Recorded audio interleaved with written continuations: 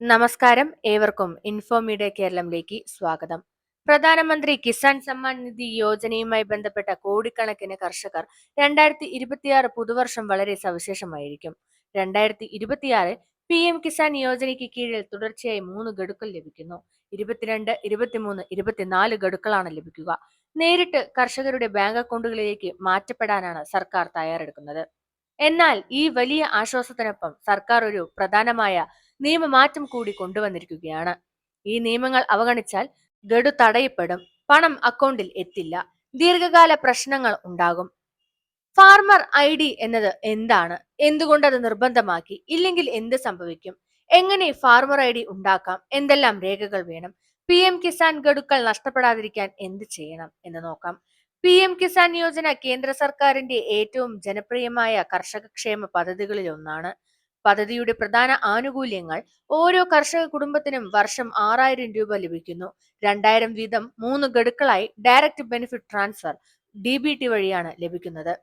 ഇതുവരെ ലഭിച്ച ഗഡുക്കൾ കൃത്യമായി വിതരണം ചെയ്തു കഴിഞ്ഞു. 2026 22, 23, 24, അതായത് 2026 മുഴുവൻ PM കിസാൻ വർഷം എന്നാണ് പറയുന്നത്. 2026 സർക്കാർ ശ്രദ്ധ കേന്ദ്രീകരിക്കുന്നത് കൃത്യമായ ഗുണഭോക്താക്കളെ മാത്രം കണ്ടെത്താനാണ്. അതുകൊണ്ടാണ് KYCക്ക് ശേഷം ഫാർമർ ID നിർബന്ധമാക്കിയത്. സർക്കാർ വ്യക്തമാക്കിയ കാര്യം PM കിസാൻ ഗഡുക്കൾ താൽക്കാലികമായി തടയപ്പെടുമെന്നതാണ്. ഫാർമർ ID എന്നുള്ളത് എന്താണ്? ഓരോ കർഷകനും നൽകുന്ന യൂണിക് ഡിജിറ്റൽ ഐഡന്റിറ്റി നമ്പർ ആണ്. ആധാർ നമ്പറുമായി ബന്ധിപ്പിച്ചിരിക്കും.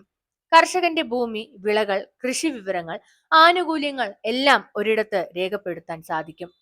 ഫാർമർ ID കൊണ്ടുള്ള സർക്കാർ ലക്ഷ്യം വ്യാജ ഗുണഭോക്താക്കളെ ഒഴിവാക്കുക, ഒരാൾക്ക് ഒന്നിലധികം ആനുകൂല്യം തടയുക, കൃത്യമായ സഹായം, ഡിജിറ്റൽ കൃഷി ഡാറ്റാബേസ് ഉണ്ടാക്കുക എന്നതാണ്. ഫാർമർ ID ഇല്ലെങ്കിൽ എന്താണ് സംഭവിക്കുക? സർക്കാർ വ്യക്തമാക്കിയ മുന്നറിയിപ്പ് പ്രകാരം ഫാർമർ ID ഇല്ലെങ്കിൽ PM കിസാൻ ഗഡുക്കൾ വൈകും. ചിലർക്ക് പൂർണ്ണമായി തടയാം.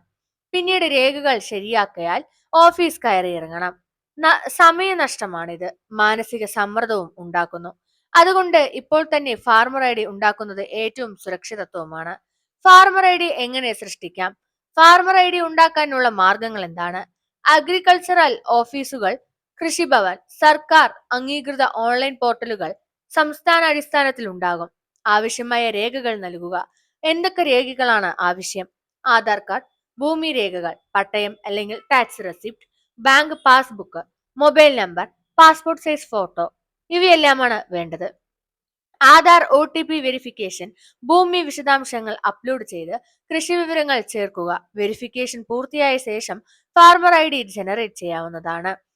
2026 ഒരു ഗഡുവും നഷ്ടപ്പെടാതിരിക്കാൻ KYC പൂർത്തിയാക്കിയിട്ടുണ്ടോ, ആധാർ ബാങ്ക് ലിങ്ക് ചെയ്തിട്ടുണ്ടോ, ഫാർമർ ID ഉണ്ടോ, ഭൂമി രേഖകൾ അപ്ഡേറ്റ് ആണോ, മൊബൈൽ നമ്പർ പ്രവർത്തിക്കുന്നുണ്ടോ, ഇതിൽ ഒന്നെങ്കിലും ഇല്ലെങ്കിൽ ഇന്ന് തന്നെ ശരിയാക്കുക. 2026 PM കിസാൻ കർഷകർക്ക് വലിയ സാമ്പത്തിക ആശ്വാസമാണ്. 3 ഗഡുക്കൾ ഒരു വർഷം, പക്ഷേ ഫാർമർ ID നിർബന്ധം, മറക്കരുത്.